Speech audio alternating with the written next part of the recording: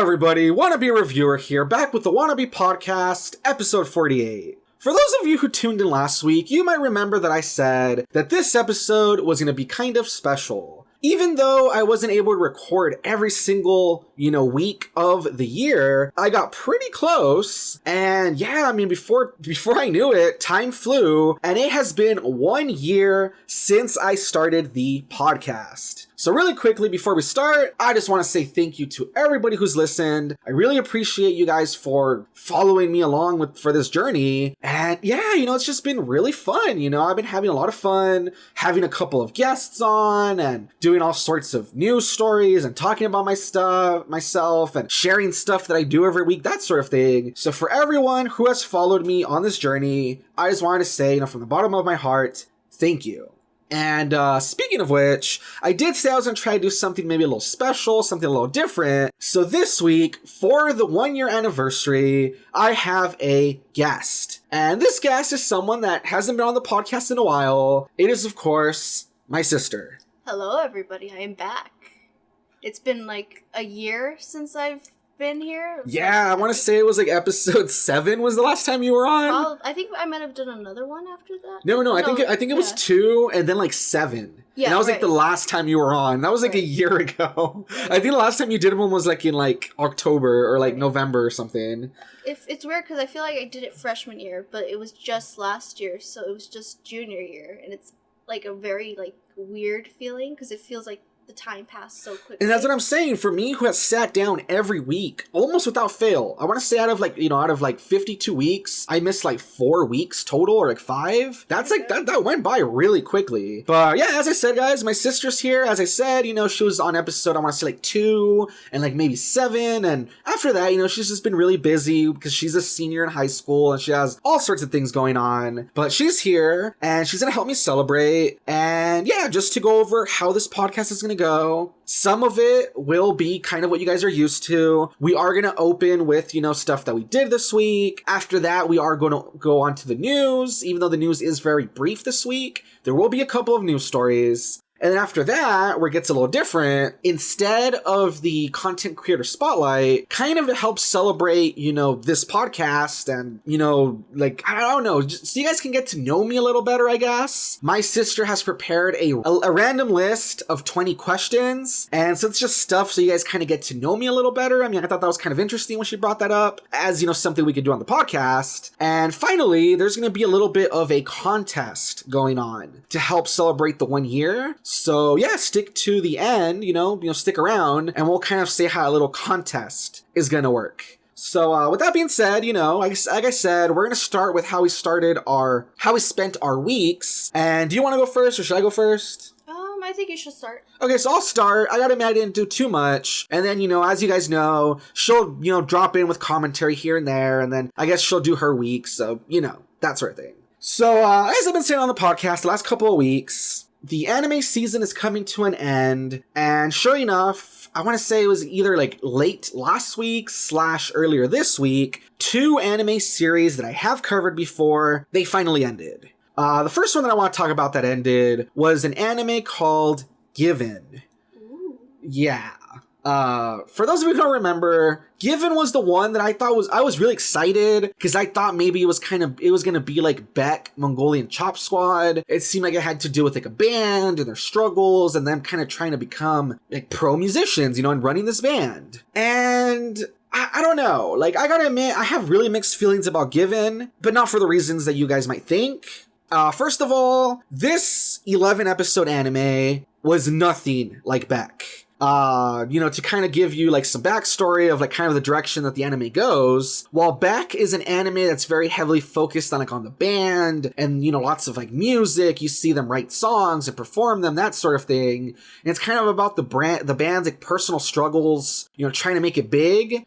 Given is actually based on a boys love manga, and it's more about like the relationships between the band members. So like that was really unexpected. As I said, I have really mixed feelings about the anime, and it's not for the reasons you think. You know, it's not because like, oh, you know, the characters ended up being gay and that like put me off or anything. Like, honestly, I don't mind that. I mean, I know a few seasons back, I watched Yuri on Ice. That was good. Yeah, and even though you know that story is like super gay and it's about like, you know, like man love everywhere and stuff, I enjoyed it. Because I think it was just so, like, the characters were so well written, the way they incorporate ice skating was really cool, and like the relationships were like very real and built up and stuff. Given on the other hand, I was a bit disappointed because I felt like it was a bit too slow. The pacing was off. Like, the pacing was very off. Like, for instance, it's 11 episodes. We don't see them perform a song, like, you know, as a band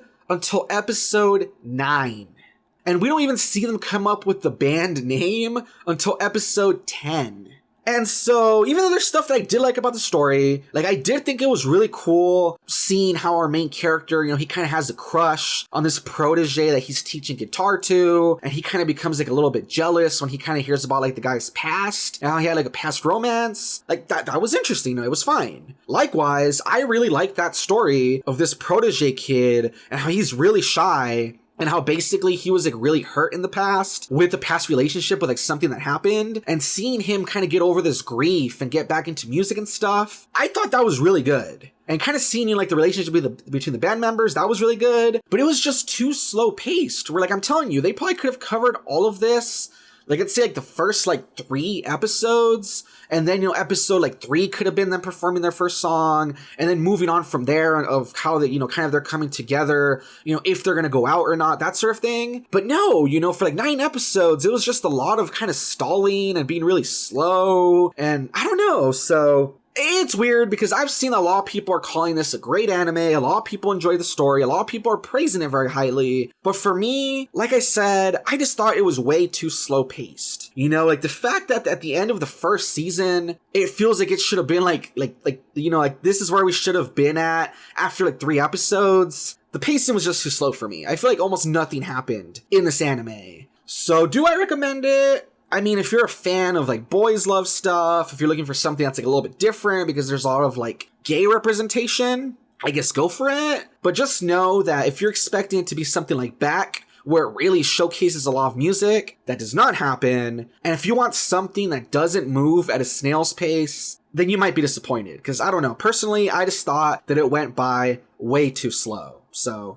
once again, anime is called Given. It is 11 episodes. I believe it's on Crunchyroll and all sorts of other, you know, streaming stuff. So, if you're interested, check it out. I mean, I don't know. I mean, you know, it's the kind of thing where I guess you'll have to, like, make an opinion for yourself. So, there you go. Yeah, and I would like to add that, it's not just you that kind of thought that the pacing was a bit off. I have seen, like, other reviews of people who have discussed how, you know, some of them have read the manga and everything, and they were excited to see how everything would be animated, and they all kind of agree that just, like, the pacing of it, because, you know, with a manga, of course, it's going to develop kind of slowly to see how the characters develop with each other and everything, the relationships, but within the anime, it does feel kind of, like you said, it's really slow paced, and it should have started off a little earlier, but, you know, like on the plus side, it's just that it is, I guess, like you mentioned, the gay representation is so important, and that's why people have been, like, recommended Given, because at least even if it's not as much,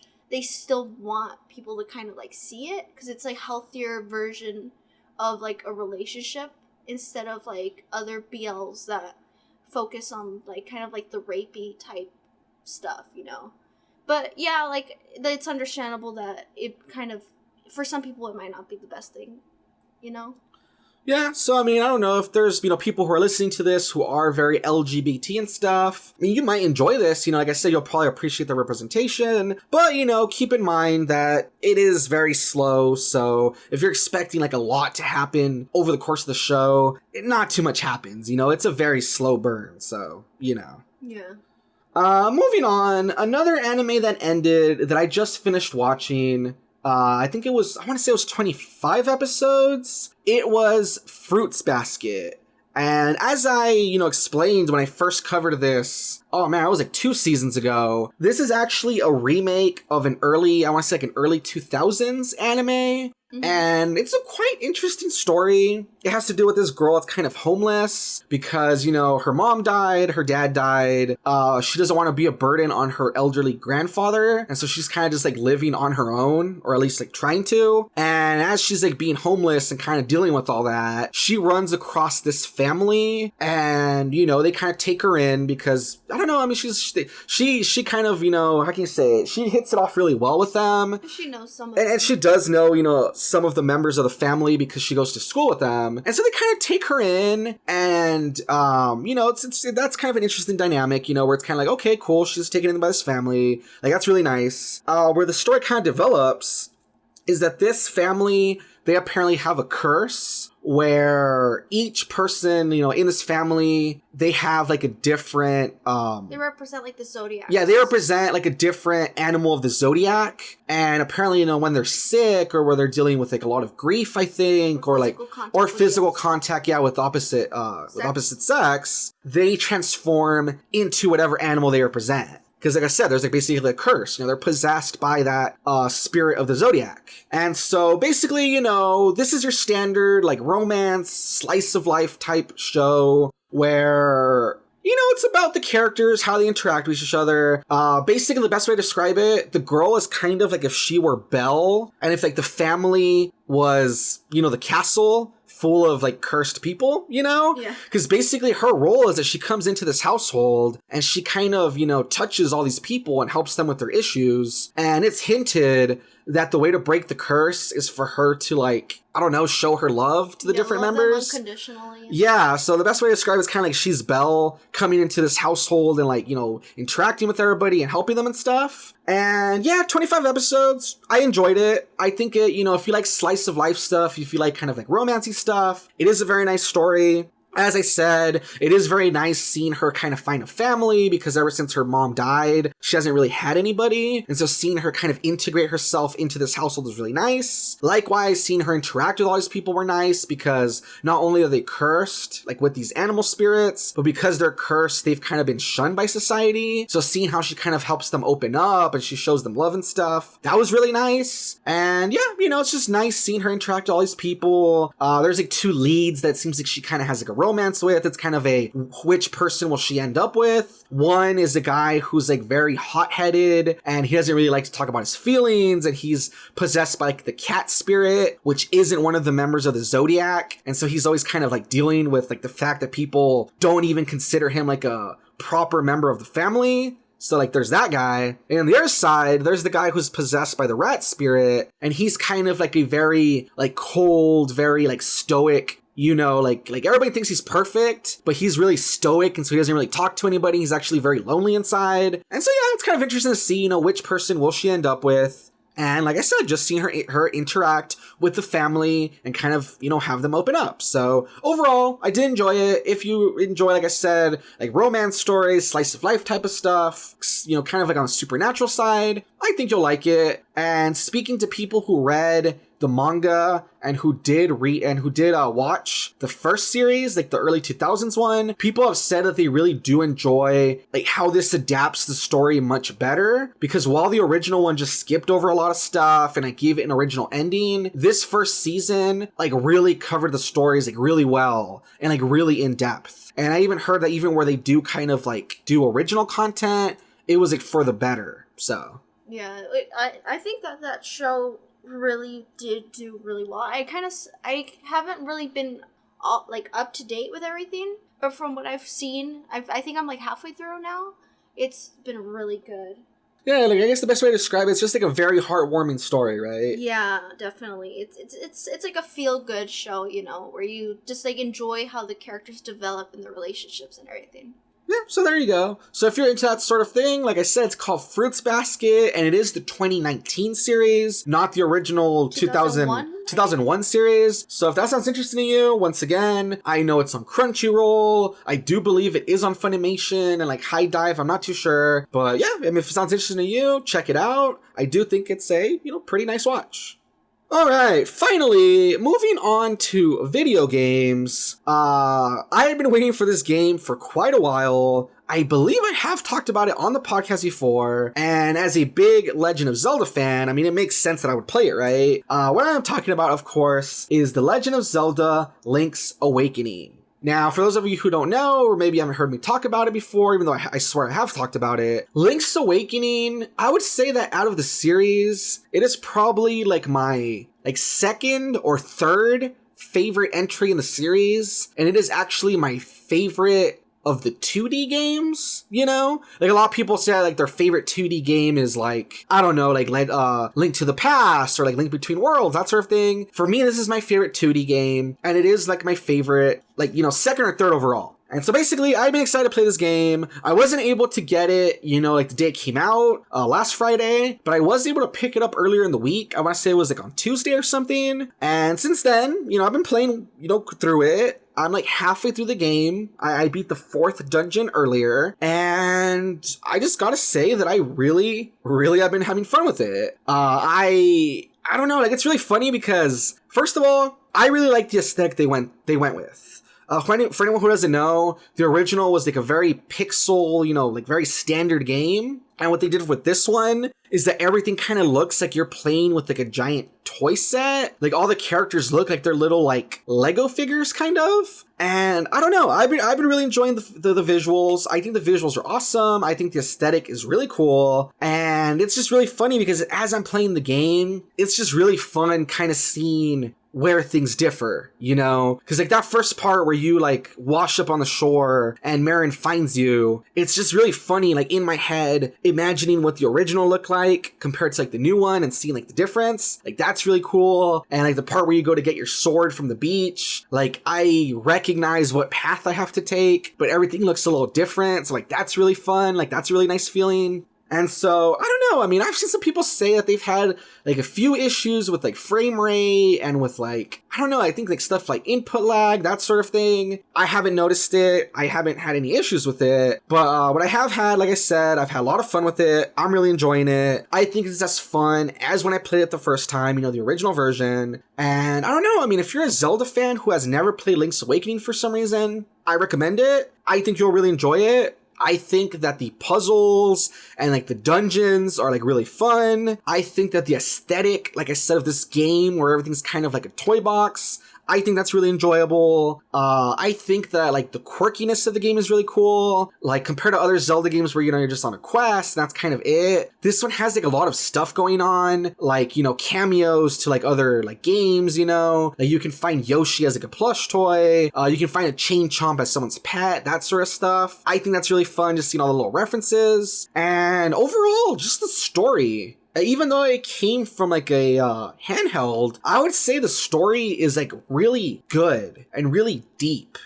You know, like, I'm not going to give it away, but basically, you know, it's called Link's Awakening, and it has to do with waking the Windfish, which is like this creature who's like lying, you know, in slumber at the top of a mountain in a giant egg. And as you progress through the story, you kind of see what the deal is with this world, like what's really happening. Like, it's just very melancholy and very sad. And, you know, Link's relationship with that character, Marin, who rescues him on the beach, like, that's a really nice relationship, but kind of seeing where that ends, it's kind of sad. So, like I said, I don't want to spoil it, you know, even though it is like a 30-year-old game, but I think it's really fun. I think it's really like well put together. I think the aesthetics are good. I think the music's good. I think the story is actually like deeper than you would expect. So I've been having fun with it. I suggest it. You know, I think if you love the Legend of Zelda series, I think you'll love it. So yeah, there you go.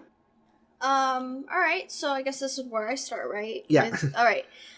So I kind of already finished this one a bit ago, but I've just kind of been rewatching it because of how good it is. But if you guys have already heard of it, probably have heard about it throughout YouTube and everything, a lot of people going on about it. I'm talking about a show called Good Omens. And Good Omens is an adaptation of a book written by Neil Gaiman and Terry Pratchett. And if you guys don't know who Neil Gaiman is, he actually wrote Coraline and Stardust. And Terry Pratchett's written quite a large sum of books as well. I'm not really sure if any of you would really be familiar with them, but I think that probably one of them that might be familiar to some people is Night Watch. And the reason why this show even got made is because Terry Pratchett recently had passed away, and it was one of like Terry's last wishes. So to kind of give a quick summary of what Good Omens is about, the Antichrist is born, and they misplace where the baby goes. So an angel and a demon are working together to try to prevent the apocalypse from happening, and hijinks ensue. So you would say it's like a comedy then? Oh, definitely a comedy. Okay, because it sounds like it might be kind of serious, but it's a comedy then. Oh, it's definitely a comedy. It's also sort of like a romance. It's a very subtly placed romance too between the two main characters, but it is definitely something that like, you know, everybody like recognizes and respects within the show. And the main cast actually is a really good cast. It's very diverse with like their characters and how they're represented. A quick list of them is Michael Sheen, David Tennant, John Hamm, Miranda Richardson, who was part of like the Harry Potter series and stuff. Let's see, Michael McKean, who you might know from Clue. And there's like a really Nick Offerman, which is from Parks and Recreation, and he actually comes out as like an American senator. That's funny. So it was just really funny watching all of these like really popular actors kind of collaborate to make this amazing show. And like, yeah, because like Michael Sheen, David Tennant, and like Nick Offerman. I mean, those are like the ones I recognize like are off the top. Yeah, like those are pretty good actors right there. Like they always like whatever they're in, they bring a lot of like character to it. So that's pretty cool. And like just like seeing the chemistry between the characters and just watching how everything goes down. It's a really quick show to watch. I think it's, if I remember properly, because I just kind of bulldozed through these episodes so quickly. There are only 6 episodes. Each is like about an hour long. It's a very quick watch, honestly, in my opinion. But I totally recommend it to you guys. It's amazing. God is the narrator of this story, and she just kind of describes how everything goes down, and like she's totally chill with it, what is going on, even though you're kind of like, well, shouldn't you intervene in this? But you know, it's just seeing the relationship between like a demon and an angel kind of trying, and I use a very loose term for this because they practically do nothing to prevent this. It just kind of fixes itself, but it's just hilarious to watch. Okay, so it's a show that doesn't take itself too seriously with the premise, and it's very much just like a buddy comedy, basically. Yeah, definitely. Okay. Yeah, I mean, I had heard about it. I had heard that it was supposed to be like really funny. I had heard it was supposed to be like really good. I had heard that, yeah, like the relationship between the two main characters, it's kind of funny seeing how they're like buddies that like don't want the world to end, basically, so they can keep hanging out. And like you said, there's kind of like, you know, it's very like heavily hinted they kind of have like a thing going on. Yeah. That's why, like, you know, they don't want the world to end, because if it does, they won't be able to hang out and be together, right? Something like that. Yeah. So yeah, I mean, I haven't watched the show yet, but I have heard about it, and I have heard it's pretty good. You know, I've heard it's really funny, and like the characters are really interesting, and that's like a very like well-crafted, quick watch. Yeah. So, I mean, there you have it, guys. She said she's been watching Good Omens. Again, you said, right? Because you had kind of watched it before. You're kind of going over it again. I think I've rewatched it like 6 times already. Oh, wow. That's a little obsessive, but okay there. I mean, if you need a recommendation, there you go. It's a funny series with interesting characters. It's about two two polar opposites trying to, like, you know, stop the apocalypse. So if that sounds interesting to you guys. Actually, where would you find that? I think it's an Amazon exclusive, right? Yeah, it's just an Amazon exclusive, but there's a lot of people that kind of have been on the download. Yeah, I was going to say, you know, you can probably find it if you look hard enough online. Or if you have, you know, Amazon Prime or whatever. So, there you go. Yeah, and they might have it released on DVD soon. They're working on it. So, you might end up finding it out on, like, anywhere. Yeah, that's true, because it's popular enough. They might do that, you know. Or, you know, yeah, okay. All right, so like I said, if that sounds interesting to you guys, that sounds like something you might be wanting to check out, then there you go. Keep an eye out for it. So this is an anime that I'm watching currently with my anime club at my high school, and it's Demon Slayer. Now, I'm pretty sure my brother's already done a review on it. I might not have I might have missed that episode. Like, not a review, but I have mentioned it here and there. Right. Like, at the beginning of, like, the season, I mentioned, like, for a few episodes what I thought about it. Yeah. But, I mean, yeah, I kind of been thinking about talking about it once it ended, but, I mean, we're pretty close to the end anyway. The last episode's probably just going to be, like, you know, like, introduction to, like, if they do another season in, like, a new arc. So, yeah, I mean, what do you think about it? Oh my god, I love the art so much. Like, I love the way the studio kind of mixes the 3D and the 2D type art, so it makes everything look so smooth and, like, clean, and the colors, like, clash together, like, beautifully. And I love how the characters, like, treat each other, how they, like... Oh, actually, really quick, sorry to interrupt you. Rude. I know, sorry. Taking a step back really quick, for anyone who, for whatever reason, isn't sure what show we're talking about, the show is called Demon Slayer. In Japanese, it's like Kimetsu no Yaiba or something like that. Kimetsu no Yaiba. And basically, Demon Slayer is about, we have our main character, his name is Tanjiro.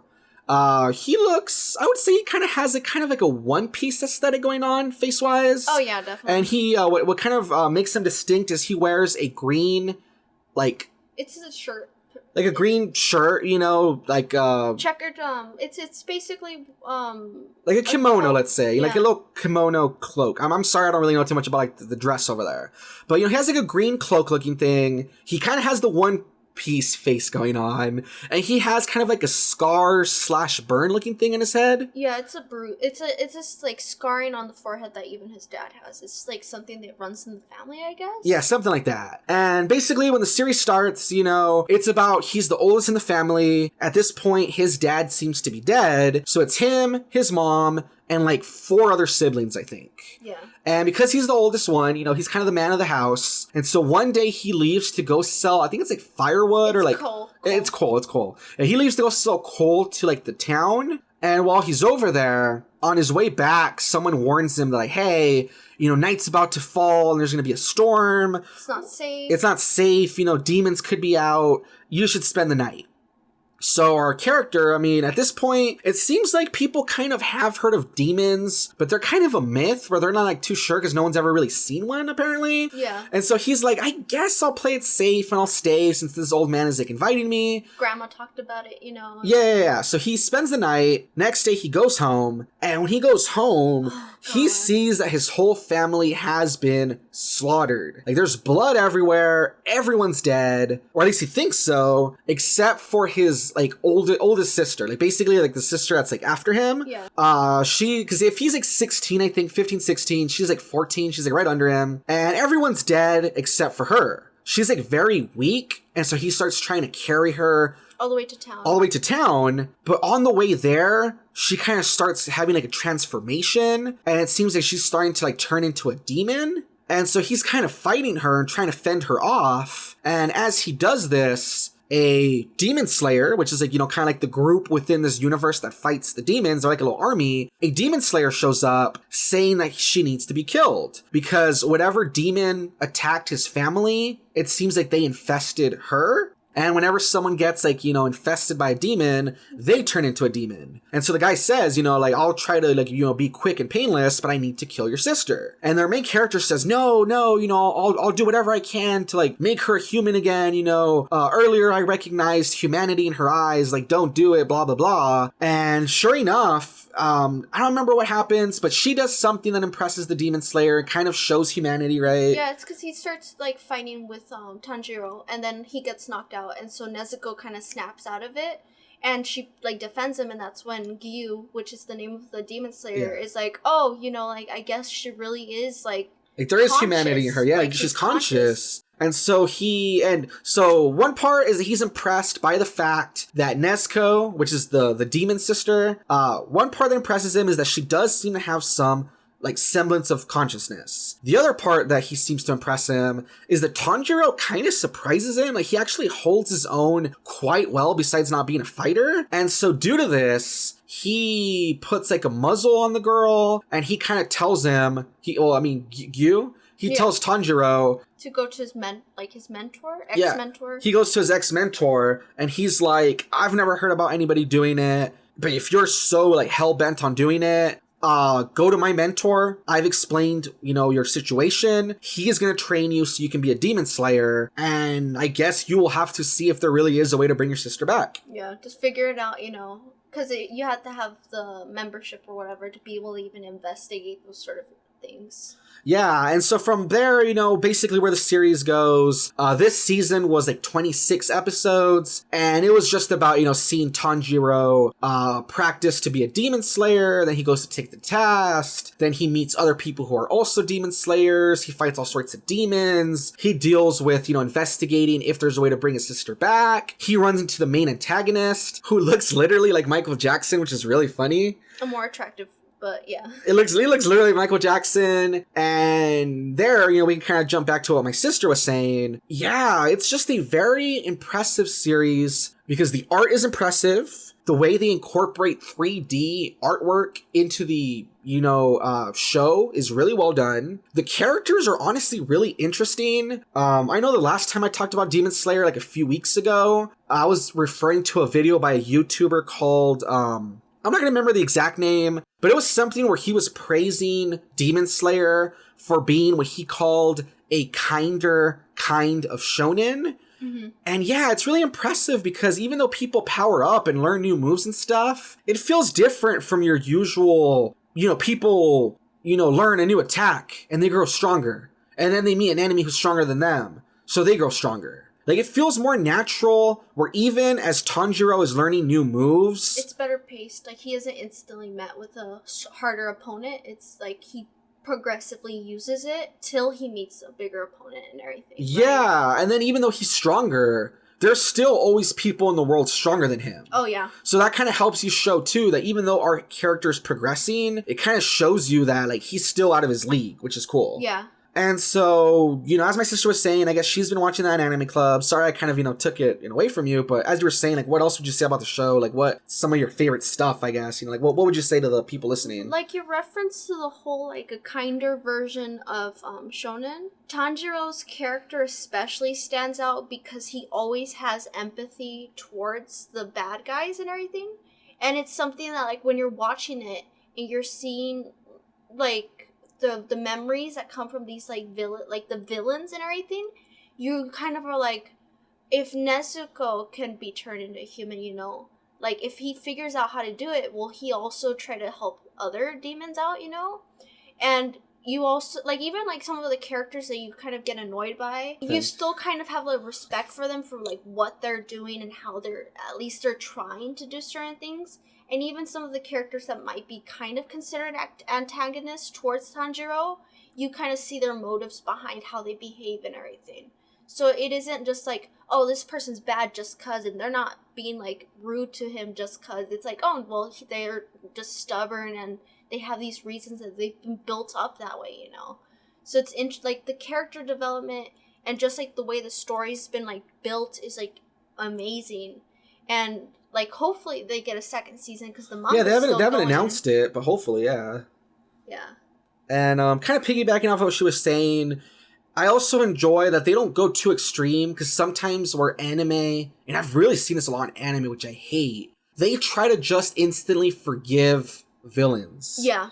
Here, I like that they don't do that. Like, don't get me wrong. When my sister's saying about them kind of showing their backstory and showing empathy towards the villains, that doesn't mean they forgive them, which I think is like a very interesting line they don't cross. An interesting line that, they don't cross. Like, for instance, like there's this character, I'm just gonna like kind of, I'm not gonna talk about him too much, but it's this character and he's like this weird like spider creature. Oh, yeah. And even though he does like a bunch of terrible things to other demons, or he kind of, like tortures them and abuses them and kind of makes them almost like his slaves, even though they do kind of take the time to show how he got to this point and what corrupted him and to kind of give you empathy for him, like he's still going down. Yeah. Like he's still going down because of he's what still he's done. he still deserves to like die in the eyes of like Tanjiro, but the thing is that Tanjiro still takes the time to recognize why this happened. and to kind of be like, I'm killing you not out of like revenge and because like, oh, all demons must die, but because, you know, you kind of deserve. You're a danger to yourself and others. You're a danger to yourself and others, and like I want to put you out of your misery, kind of. And so that's what's interesting, that they don't just like forgive villains either. Like, don't get me wrong, like they still give them their due punishment, but they kind of recognize them as individuals, which is interesting. Because when you see the background, it's like you connect that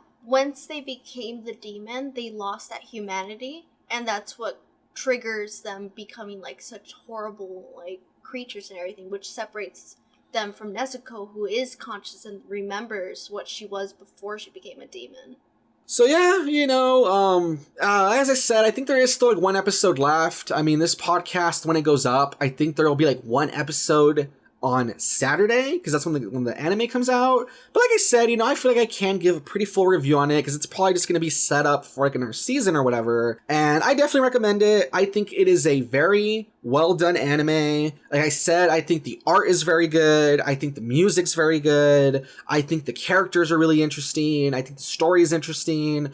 I think the way they cover stuff like power levels and like leveling up and antagonist and everything, I think that's really well done. And I recommend it, you know, and you seem to recommend it too, right? Oh yeah, definitely. Yeah, and like I said, it's 26 episodes. I know it was on Crunchyroll. Mm-hmm. Hopefully, you know, it's also like on stuff like Funimation soon, all that other sort of stuff. But if it interests you, I would recommend it. I think it is a very worthwhile watch. And the final part of my week is another anime we watched, and it's Dr. Stone. And I haven't gotten that far in it because I have been watching it up to date with the club and everything. I haven't watched ahead. But Dr. Stone essentially is a group of high school students who get trapped in like their own bodies. Like they get encrusted into stone, and about like 3,000 years later they break free from like the like the best way to say it, yeah, it's weird. Like, it's not really explained. That's kind of part of the mystery. Basically, all we know is that the characters are hanging out. One character's about to like confess to some girl that he likes, and he's the best friend of our main character, who's like a scientist kid. And as this is happening, there's like a green light, and everyone, I guess the best way to explain it's kind of like they get petrified. Yeah, they get like petrified. But they're not really petrified, because it's not like their body turns to stone. It's just like their body's covered in stone. Yeah. But they're inside of it. Like, it's weird to explain. But as she said, time passes, and suddenly it's like they break out of their like rock, like armor, prison thing. Yeah. And as you were saying, I think we've only gotten like 4 episodes, so we're not that far. We just got introduced to like the main antagonist and everything, you know, like what his motives and stuff are. And it's just really interesting seeing how they're building society up, because, you know, after 3,000 years, nothing's left, right? Because Earth basically took back everything that kind of got like built up, so the buildings have been demolished and stuff, and like there's no glass or any semblance of like past civilizations. So seeing like how they make gunpowder and how they make houses and like clean water and everything is like interesting to watch. And, I think, just to interrupt you, I was talking with some friends about this before. Like, there's a friend I have who really likes to watch anime, and I was kind of telling him about it, and I'm like, wouldn't you kind of consider it like Bill Nye the anime? A little, yeah. Because you know how, if you guys know, like, Bill Nye, the science guy, when he, I mean, even now, but like what I'm most familiar with is when he used to have like a kids show, and he would just talk about all sorts of science stuff and how stuff works.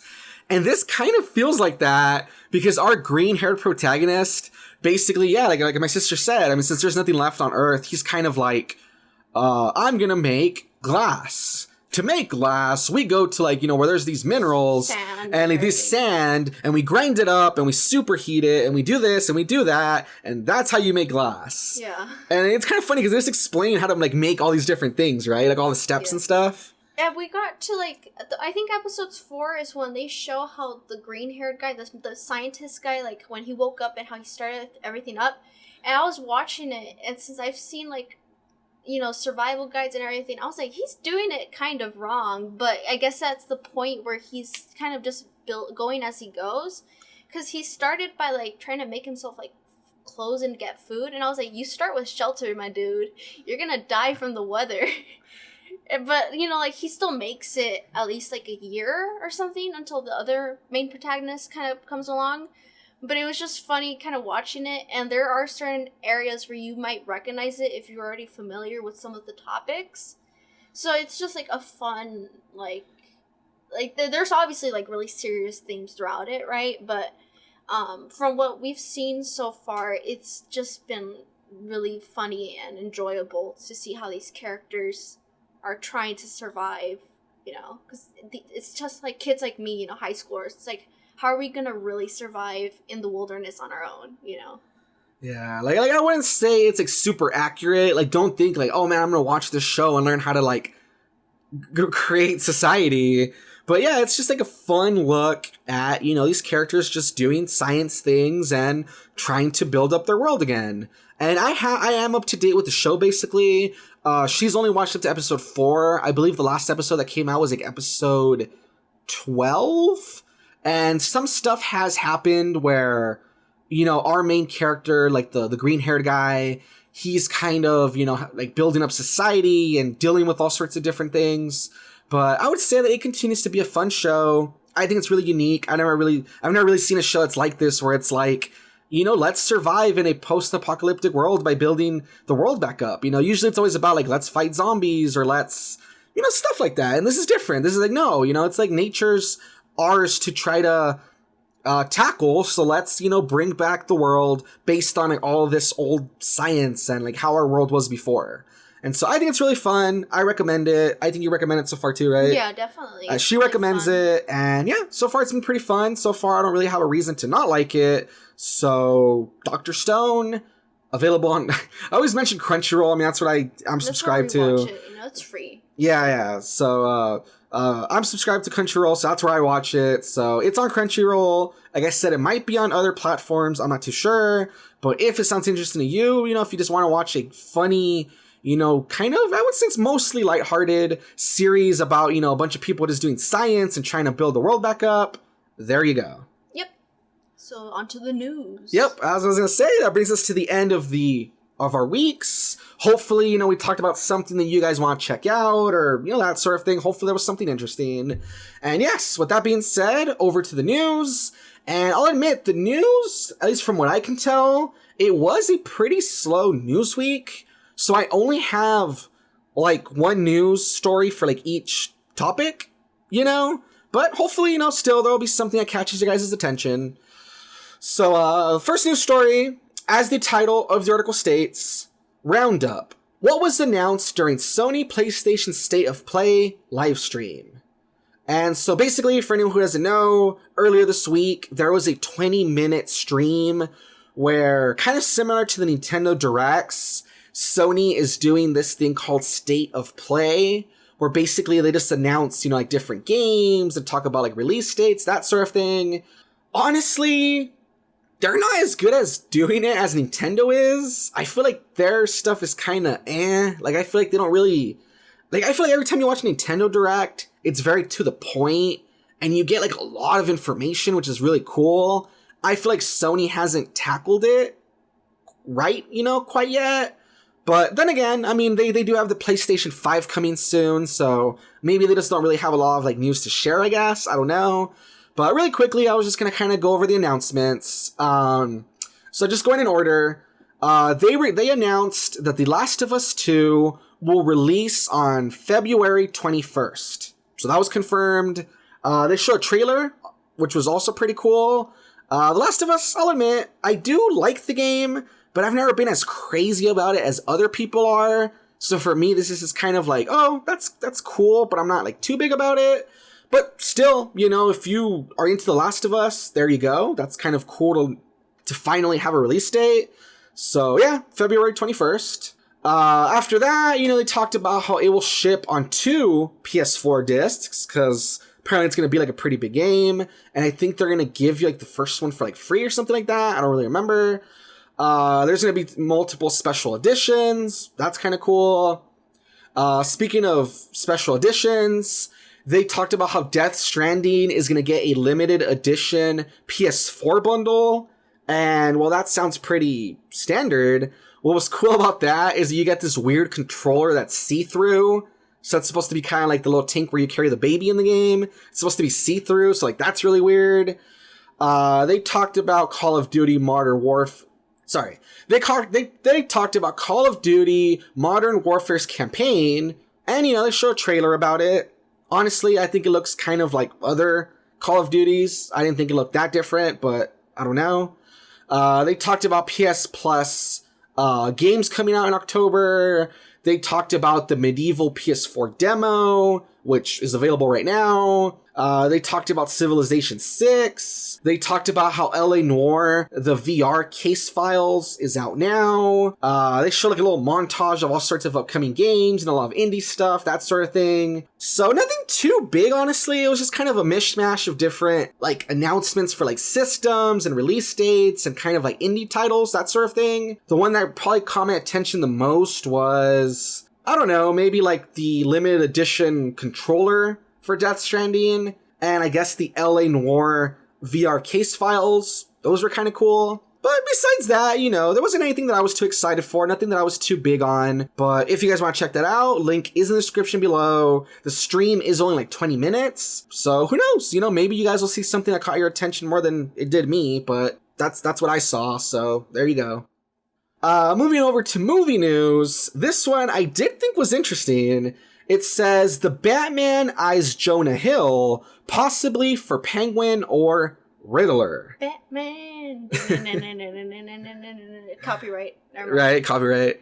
But this one was interesting because even though they haven't really said what they want him for yet, there is talks of Jonah Hill being, they're looking for, I guess, like a villain he could play.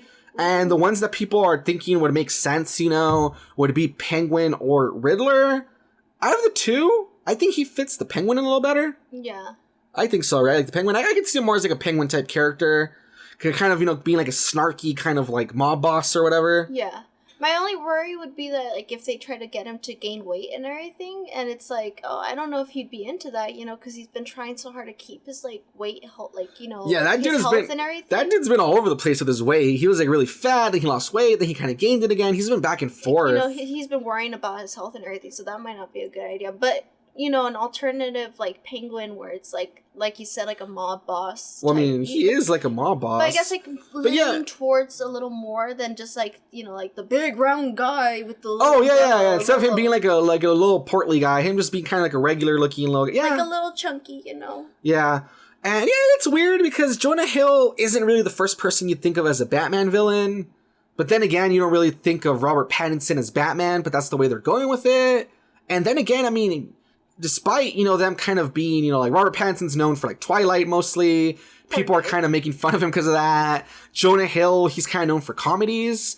I mean, they both do act really well when they when it comes to it. Especially like with more indie stuff, because I feel like that's when they get to like avoid thinking about like their more mainstream type characters. Well, I mean, Jonah Hill has played some pretty good mainstream roles, like in Moneyball and in Wolf of Wall Street. Oh, well, yeah.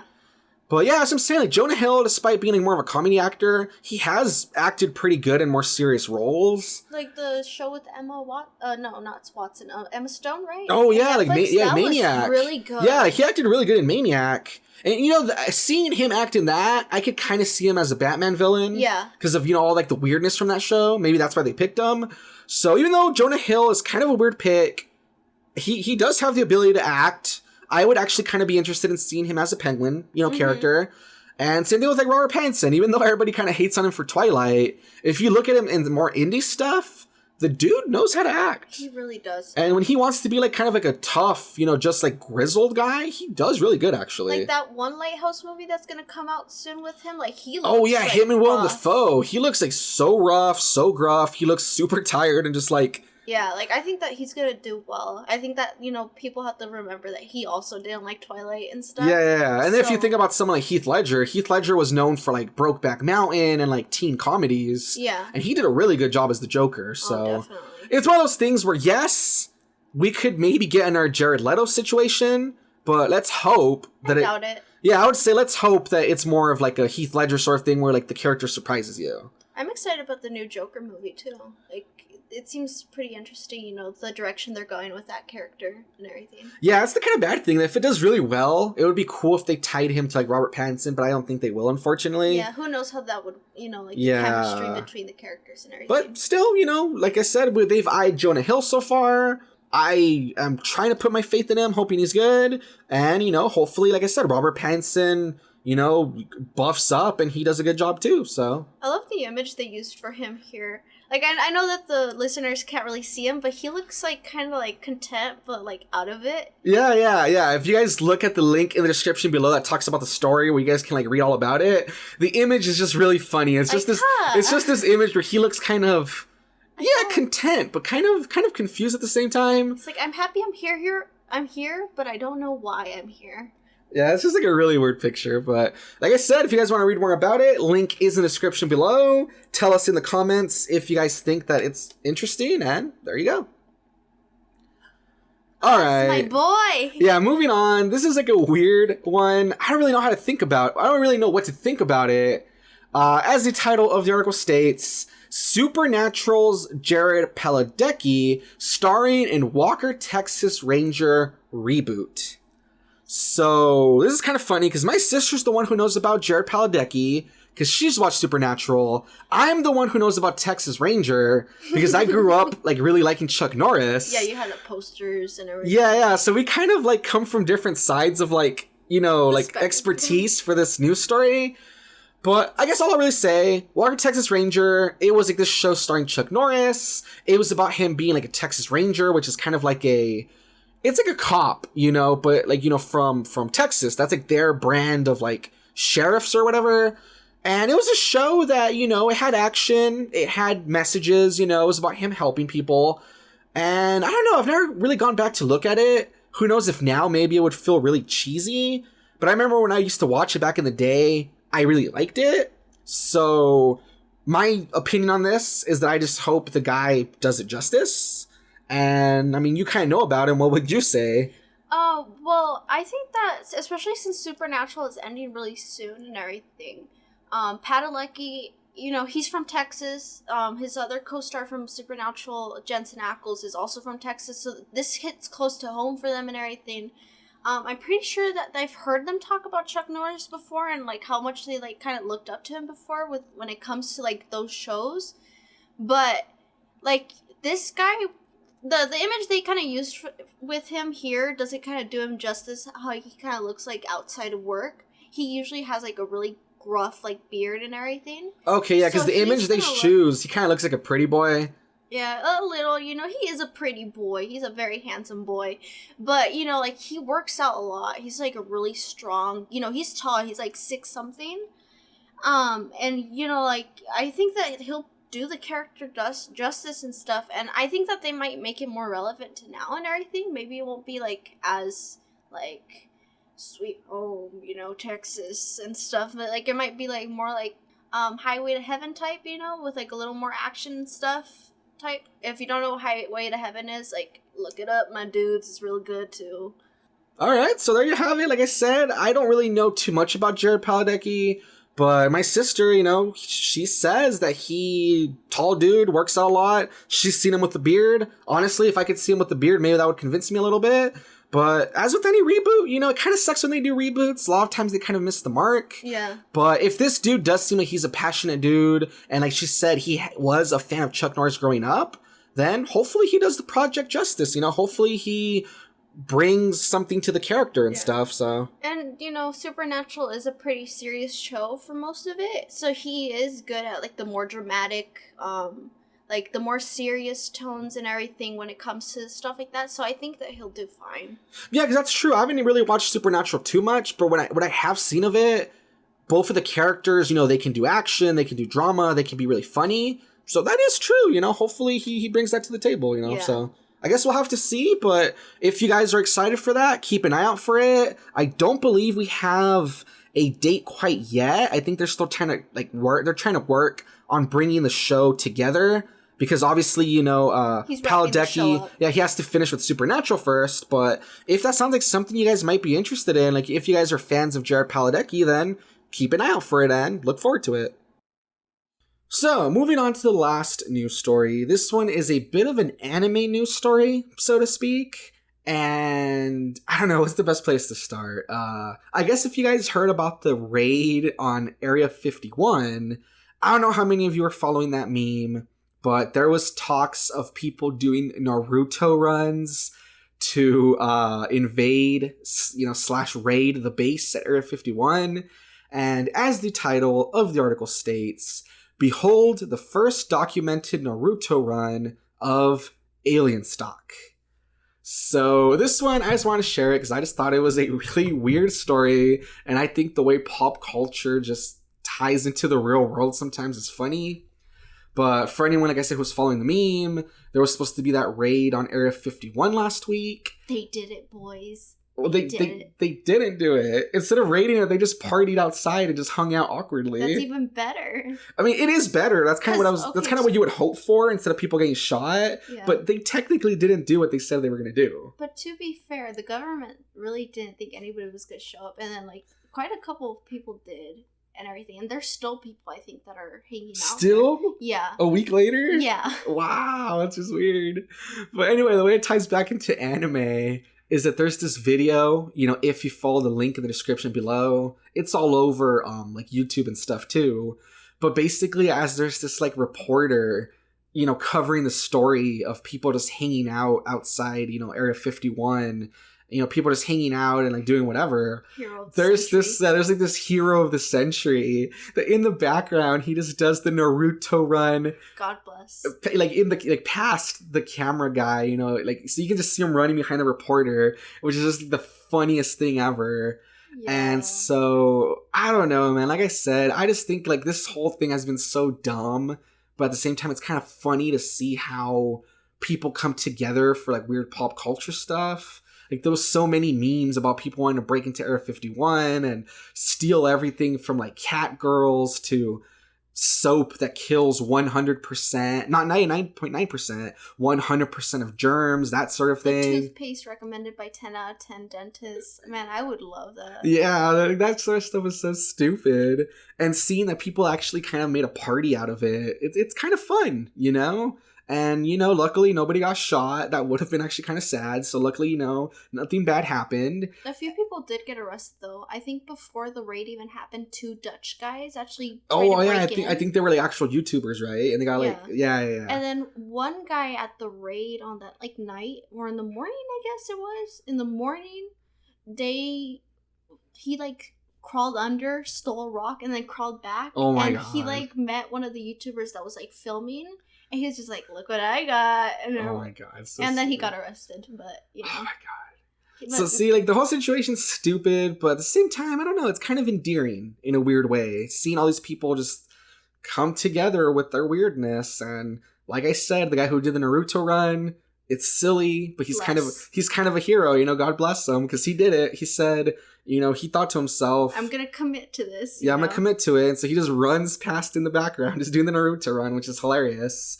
So yeah, whoever, the guy who made Naruto, he can live happy knowing that he has affected the world. And then Naruto running is just a thing now. I love the images of when the guy had to describe what Naruto running was to like the other soldiers and everything. And since my calculus teacher, he is like in the military, we asked him over like the break, like, did you have to go like to any of these meetings? Like, no, but I heard about it. Oh my God. And I was like, oh no, sir. Oh my God, that's so bad. But there you have it, guys. If you want to see the first documented Naruto run, I guess they're calling it Alienstock, kind of like, Alien Woodstock. The link in the description below has the video. I mean, watch it. It's a really short little clip, and it is really funny. So there you go. And then the Navy confirmed that one of the videos was like an actual UFO, but like not like, oh, it's aliens, but it's just like, oh, well, this is actually an like we just don't know what this spacecraft is. It might be aliens, and everyone, like right before the raid, like 2 days before, I think. So everyone was like, excuse me? Are you tempting us to go over and raid? Oh my God. That's so stupid. Yeah. Oh my God. like that just made our like day at school and everything, because we were just kind of watching the live stream and we were like, is somebody gonna get shot, or is this gonna like be like 10 times better than we thought it was gonna Oh my god, that's, oh jeez, yeah. I haven't been in high school in a while, but it's probably been interesting to just be in high school during some of these weird things. Yeah, seeing kids our age just like go at it, and we're like, respect. We respect you, my dude. Oh my god. Well, guys, that basically does it for the news this week. As I said, it was a really short news week, so, you know, all the same though, I try to cover each of the different topics that I usually talk about, so hopefully you guys got something out of it. You know, hopefully it was something I talked about that you guys enjoyed. And next up, even though I usually do the content creator spotlight, I was going to do something a little different this time. And so my sister has prepared 20 questions that she's going to ask me. And I think she's going to answer some of them too, here and there. And it's kind of so you get to know me a little better.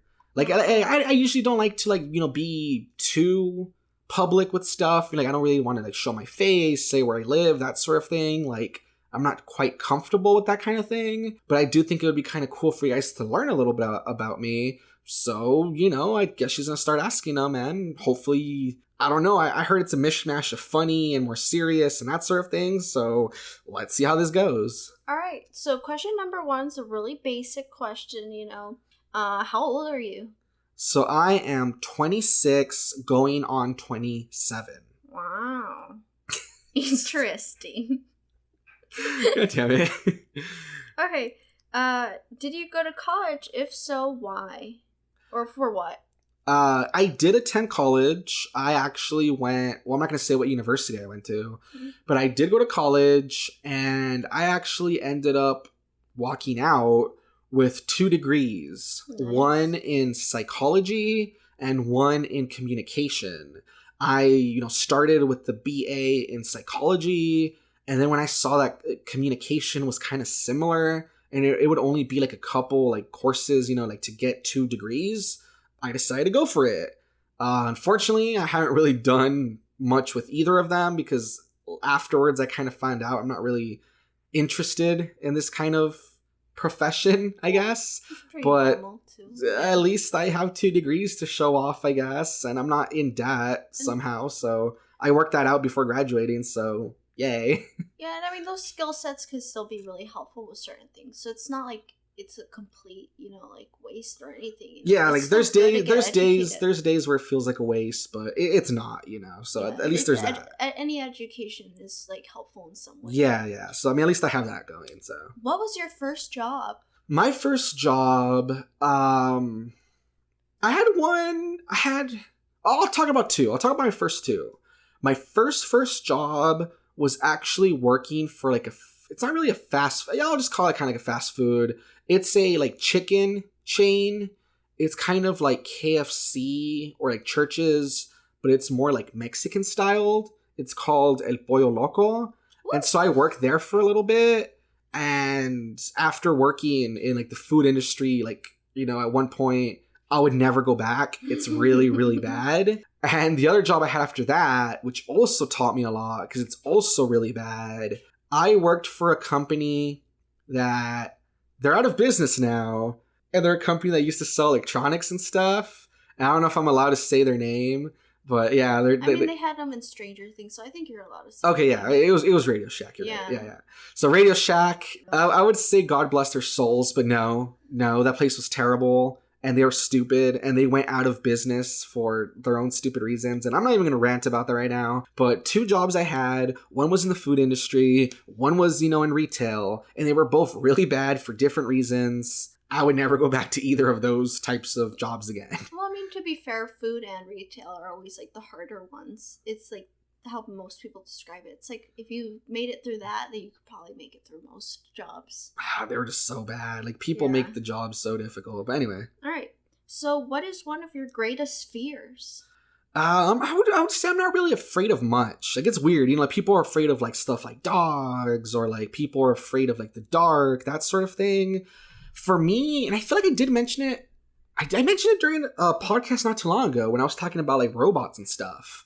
For me, I'm kind of scared of like animatronics and like rides at like Disneyland and stuff.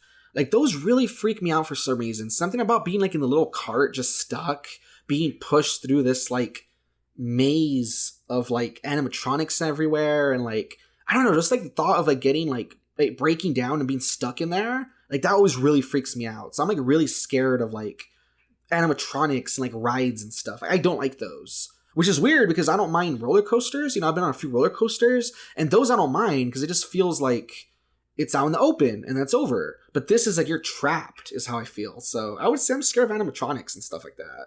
I see, so you wouldn't be comfortable in the Small World ride from Disneyland? With all the tiny children singing they're not repeatedly. Actually, that part I don't mind. I think that part's kind of, like, nice. But I do, like I said, I do kind of freak out about, like, it breaking down. Because it's, like, surrounded by water and stuff. And, like, it's just weird. I don't know. Yeah, to be fair, those dolls are pretty creepy sometimes. Especially, like, when the song keeps going. And their little eyes are just staring at you. Oh, God. You make it sound so freaking creepy. Alright. You make it sound creepier than it really is. What's your favorite cartoon character and why? My favorite cartoon character, hands down... Boring. Next. I'm kidding. Is Bugs Bunny. And I love Bugs Bunny because that dude, he is the most cool, suave, mischievous character ever. Like, he can just get away with anything. He always tricks people, and, like, he's just so fun to watch, you know? Like, the way he messes with people and just does all these things and gets away with it at the end of the day, and he, like, almost always wins. I just think he's such a cool character. I just love him. He's just really cool. And he's a rabbit, which I'm a fan of rabbits, so there you go.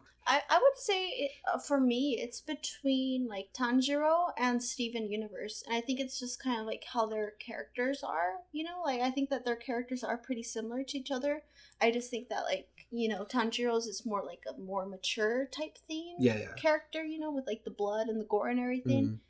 But, yeah, like, I think so you like, a character that can, like, kick ass, but still have, like, ties to their emotions and stuff? You know? I can respect that. That's kind of cool, you know? Yeah. If you were in a zombie apocalypse, pick 3 people to survive with and why. Okay. Hurry. So number 1, I would take Terry Crews. Yes. Because Terry Crews is super buff, and he's super funny. He's super cool. So I feel like if I'm on his team, you know, if he has on my team, I could maybe live. Another one I would pick is... Oh, it's actually harder than I thought. Damn. I'll think of somebody smart. I would want to bring Bill Nye, because it's kind of like Dr. Stone. Hopefully he can help us with the science. Maybe he can get some science going to, like, help us out to, like, filter water or something, or, like, build us a shelter or something. Who knows how, like, athletic he is, though. Yeah, but that's what Terry Crews is for. Carry him. Yeah, he can just carry all of us as he's chopping wood and stuff. And the last one, I mean, I don't know. I mean, I guess maybe, like, who should I pick? Who would be somebody cool? This is harder than I thought. How about... Obama, no. What about... who would be somebody really, really cool? It should be someone... Okay, we have someone for muscle and helping us survive. We have someone who's smart, who can help us, you know, with, like, survival stuff and, like, technology, like, that sort of thing. I guess it should be somebody, like, entertaining. Someone who can, like, make me laugh. Terry Crews, you already got him. Yeah, that's Terry Crews, though. Terry Crews is kind of versatile. Bait, dude. Oh, someone has bait. Oh, that's mean. I'm sorry. Yeah, no, but somebody has bait. Someone that we can just kind of, you know who would be great if I could somehow get him on my team. I don't know how this would work, but it would be hilarious. I want Kim Jong-un. Oh my god. Whether we want to use him as bait because we get tired of him, just hearing that would be interesting. Hearing him talk about being, like, the supreme leader and stuff, and then me being like, no, I'm the supreme leader now. I wonder how his English would... I think his English I think he's okay. actually supposed to talk really good English. Yeah. So he's, like, a pretty, like, terrible person, but it would be kind of interesting to just, like, see what his deal is, honestly. I wonder how he would handle zombies and... Like, because they always say, like, he's supposed to be, like he must have some sort of military, like, training or something. Like, who knows? That's what I'm saying. He's kind of mysterious. We don't really know much about him. Besides, you know, like, how he has, like, a wife and, like, they've had kids and everything. Yeah, so I just think it'd be interesting to, like, learn more about him, see what his deal is, and if I get tired of him, I can use him as bait. I mean, turns out he can absolutely, like, kick butt and, like, is actually, like, pretty, like, athletic and everything. It's like, oh god. I mean, hopefully he helps us survive then. But yeah, Kim Jong-un would be an interesting one. Like I said, you know, learn more about him, use him as bait if I get tired of his crap. I wouldn't even feel bad about him dying. We're So already making headcanons on Kim Jong-un. I know, right? But yeah, I wouldn't feel too bad if he dies. So there you go. I think that if I were to pick 3 people, I would pick my calculus teacher because he's in the military. He's a funny dude. He probably would help. I bet he would probably get us into military support or something. Terry Crews definitely man. That guy, yeah, they would just be great having him around. And then I think I would have a friend of mine with me, just because if I'm gonna be out there, and I have to besides family or something, I think just having my friend there, so at least I know that they're chilling out with me and everything. Because we always talk what if that happened, and I'll be I wonder how you'd react. I want to see that go down. Oh, God. I want to see you. Jeez. All right. But that was an interesting question. It's kind of a weird one. You really need to think about it. But, yeah. What anime genre would you want your life to be?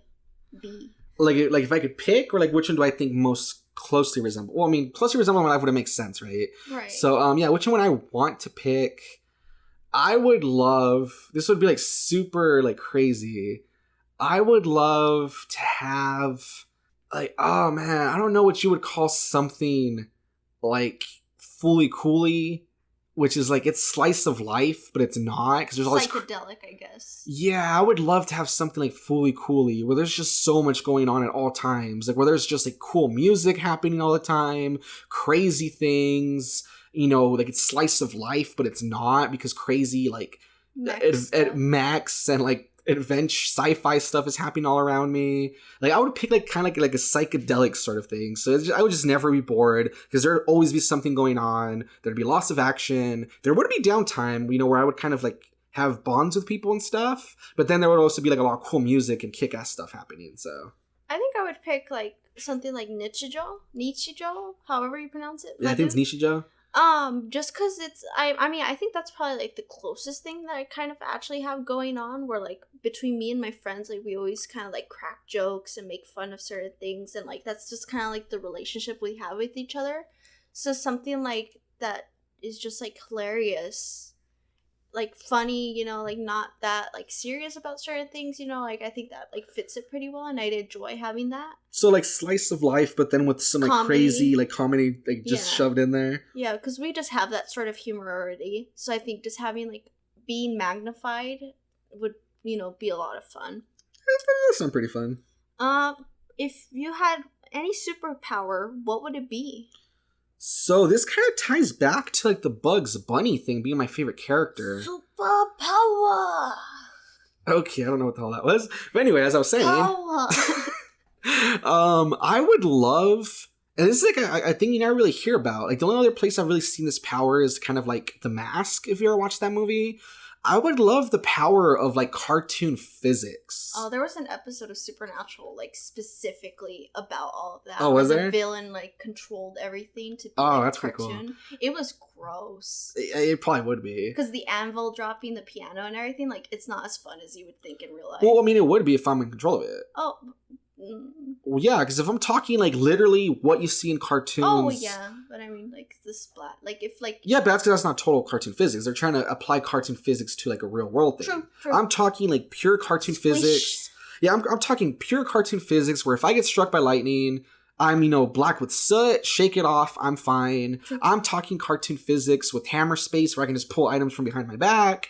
I'm talking pure cartoon physics where if I do the Wile E. Coyote thing where I paint something, I can just walk through it. Yeah. I think those powers would be so fun. I respect that. And I think that'd be really cool. Just think about it. You would be kind of invulnerable and stuff because someone hits you with an anvil. And if we're talking actual cartoon physics, you would be kind of squished and then you would kind of shake it off and you'd be fine. True. That would be fun. So I think that'd be really cool. That's the power I would pick. I think that'd be awesome. I don't really know what I would pick.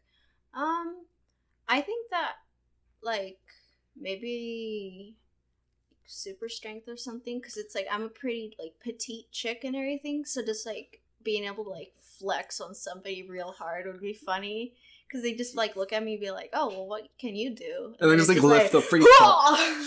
Yeah, just lift a car or something in front of them. They're just what the hell? Oh god. That'd be pretty good. What's your cell phone wallpaper at the moment? My cell phone wallpaper, it's actually from Kingdom Hearts 3. Mm-hmm. It's like the last thing you really see where they show a character called the Master of Masters. He's like in the quote-unquote real world, and he's shaping his hands to make a heart around the moon, because it seems like he kind of has like a plan for like the real world. Yeah. So that's actually what I have on my phone. I actually think it looks pretty cool. What would you do if you won the lottery? So if I won the lottery...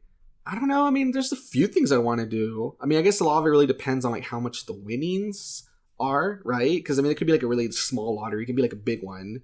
But if it's like, you know, like your average lottery that's like a few million or whatever, for sure, I would want to buy a house. I think that'd be cool.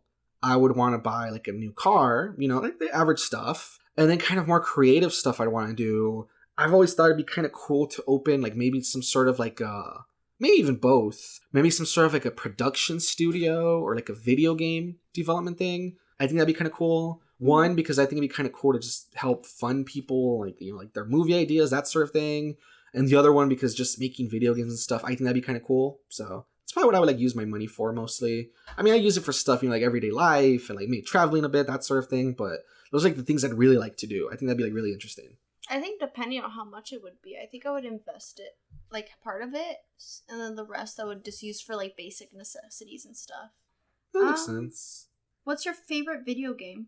This one's kind of hard because I wouldn't say I have like a favorite like singular. It's more of like series or maybe like different video games. But, you know, as I've talked about before, like, I really love, like, the Legend of Zelda series. Well, I love, like, basically everything Nintendo. I love The Legend of Zelda. I love Mario. I love, you know, like, Super Smash Bros., all of those games. Other series I like, you know, I really like Kingdom Hearts. I really like the Metal Gear series. Games that have stood out to me, even though they're, like, just, like, one game. It's not, like, a series. Like, Shadow of the Colossus is one of my favorite games. I think that game's really cool, just how it's very... different from other games, so it's like a very personal experience. You're just traveling around.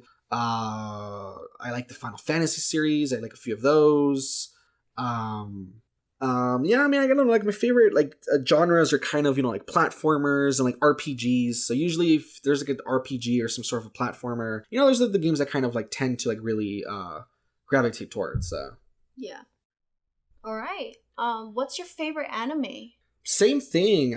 I mean, there's like a few that I would say are my favorites, but this one is funny because it's not like unlike video games where it's more about like the genres and I gravitate towards a lot of things in the same genre. For me, for anime, it's just kind of all over the board. Like for instance, one of my favorites is Gurren Lagann.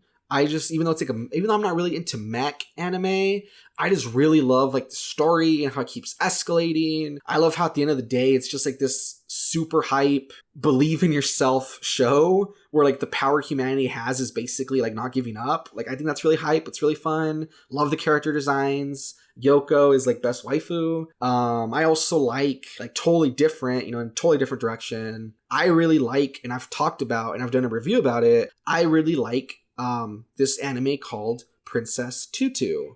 Cute. Yeah, even though it's like this really cute, like magical girl anime, I just really like it because I just really like the story.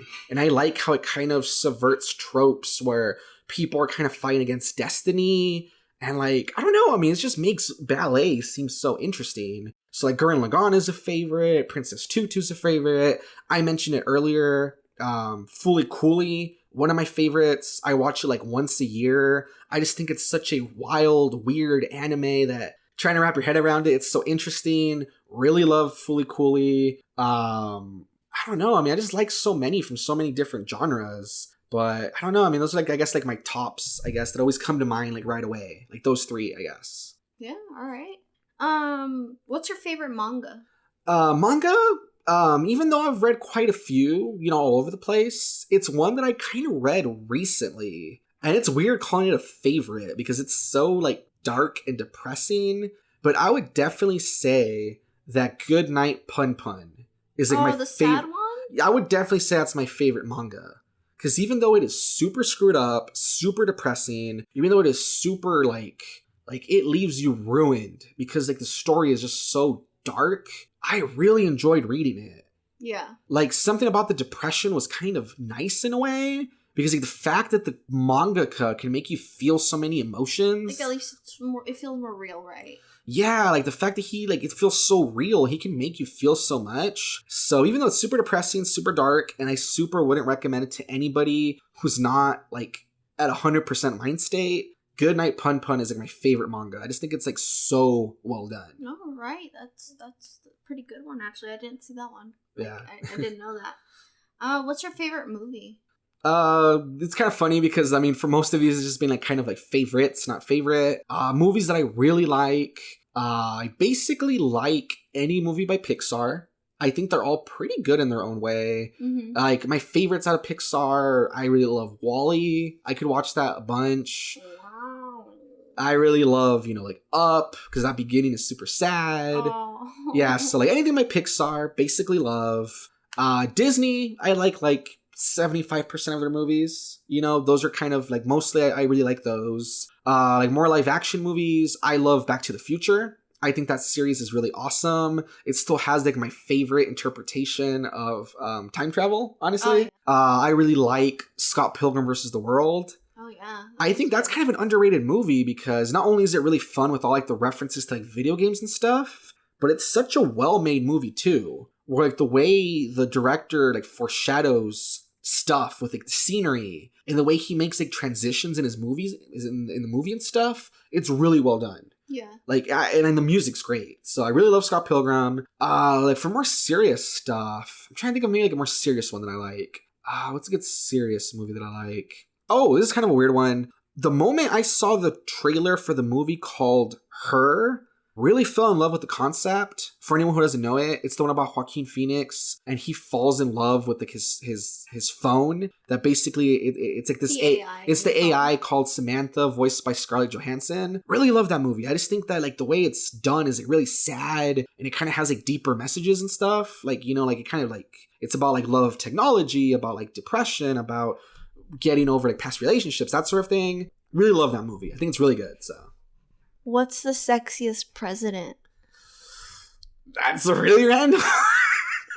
Okay. Oh wow. I thought we were talking about favorites, and then let's see, sexiest president. I got real up close to the mic on that one. I was like, there's a lot of pretty sexy presidents. I mean, Teddy Roosevelt, pretty sexy dude.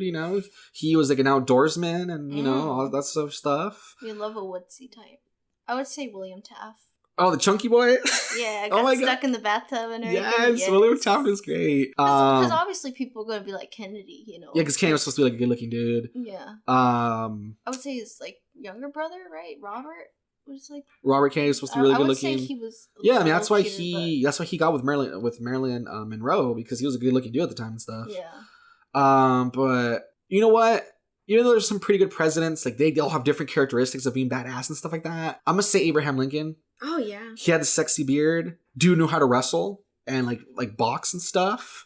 And apparently he had like a cool top hat and stuff. So I'm gonna say. All right. What's your least favorite celebrity? This one's easy. Kevin Hart. I don't know why I don't like Kevin Hart. I just feel like he gets a lot of like it's weird. Kevin Hart in movies is okay, but I hate Kevin Hart's stand up. I feel like he's like a poor man's like Dave Chappelle or something. Like he just feels like his comedy is so basic and just and like all the hype he gets. I don't know. I just never have really liked Kevin Hart. It's weird. I just like if you've ever watched American Dad and you've seen like how the character Francine, she just has like this like extreme dislike of George Clooney. Like that's me with Kevin Hart. I just don't know why. What's your least favorite character trait? Like what do you mean? Like something I find annoying in people, or you mean like maybe like an anime, like a general, like maybe like a look trait, like a behavioral trait, sort of thing. Okay, like a trait I don't like, I guess when it comes to like visuals, and I'm thinking of like maybe like mostly anime. I feel like that's where like I feel stronger about stuff. In anime, I hate when people have like really stupid hair. Like basically any of like the Yu-Gi-Oh protagonist, especially the one from like Yu-Gi-Oh Zexal or whatever it's called, hair where it's like all angular and like different colors and stuff. Like I hate that. I always think that looks really, really dumb. And when it comes to more of like a personality thing, once again, more of like a video game / like anime thing, But I hate characters where it's like, and it's usually girl characters, where they're like very shy and very submissive and they're always like apologizing for everything. Like, I just find that so like, you know, like I know Japan's super into that and those are like the best waifus and stuff for them. I always hate that. I always find it like so annoying when people don't have any personality and they're just there to like roll over, you know? Yeah. I would say like somebody like Mineta a little. I feel like Mineta. Like an extreme perv character? Yeah, like I think sometimes it depends on how they portray them. Because, like, Mineta kind of does it for, like, comedic timing and everything. But sometimes it's just like, oh my god, keep that person away from, like, all the other characters. That's not right, you know? And that's one that kind of transfers into real life, too. Where if there was someone that acted like that pervy in real life, then you would get arrested. Like, it's like restraining order. Yeah. What's your least favorite ice cream? Ice cream. Kind of a hard one off the top of my head. But I would say I'm not too much of a fan of butter pecan. Don't really like the nuts and like the flavor and stuff, so. Yeah.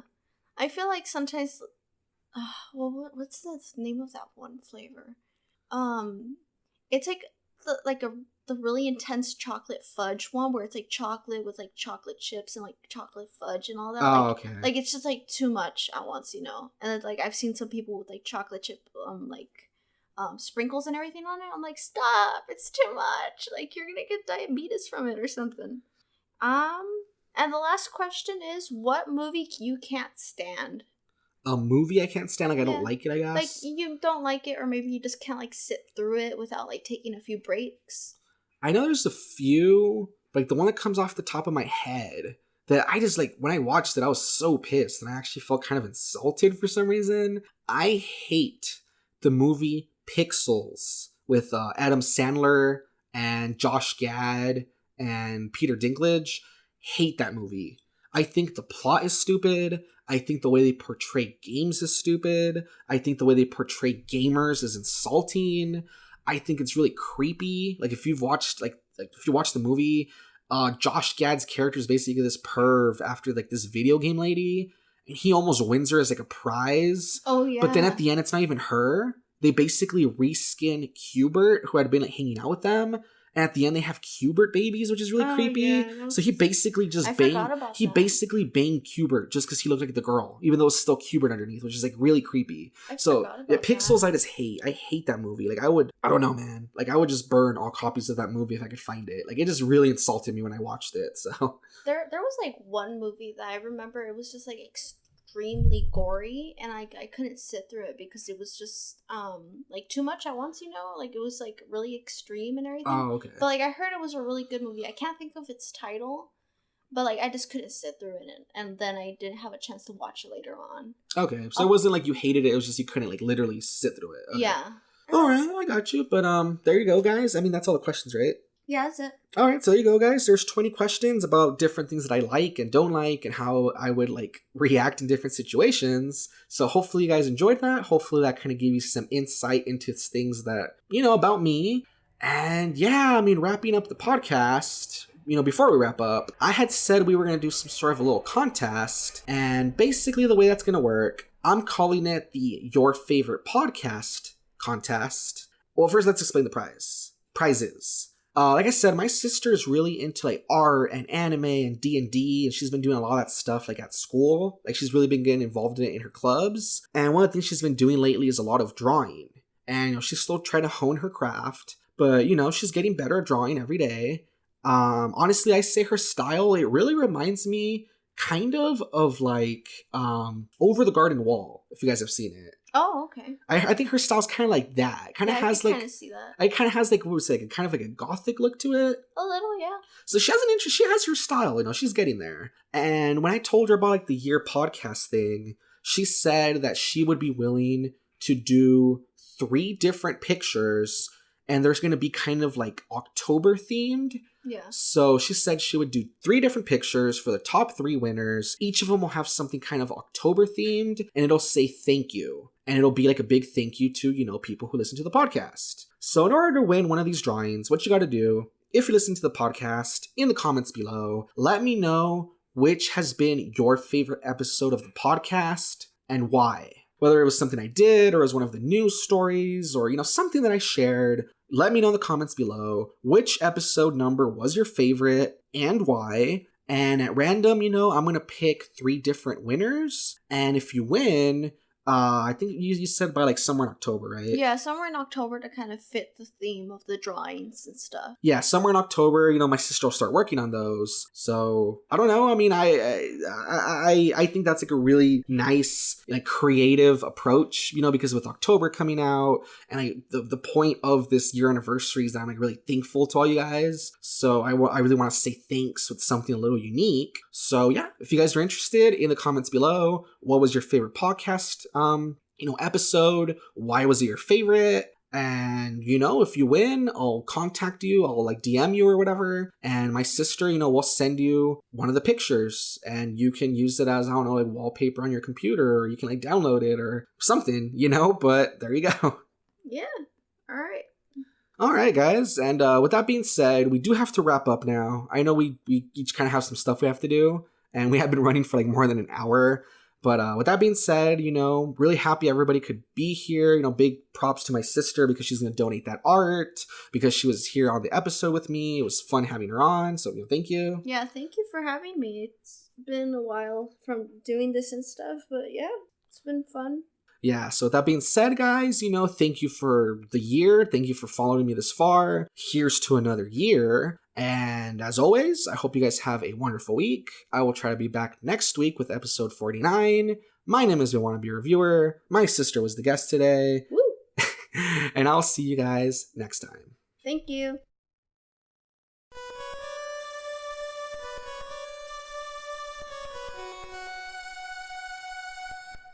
Sleepers wake, dreams will fade, although we cling fast.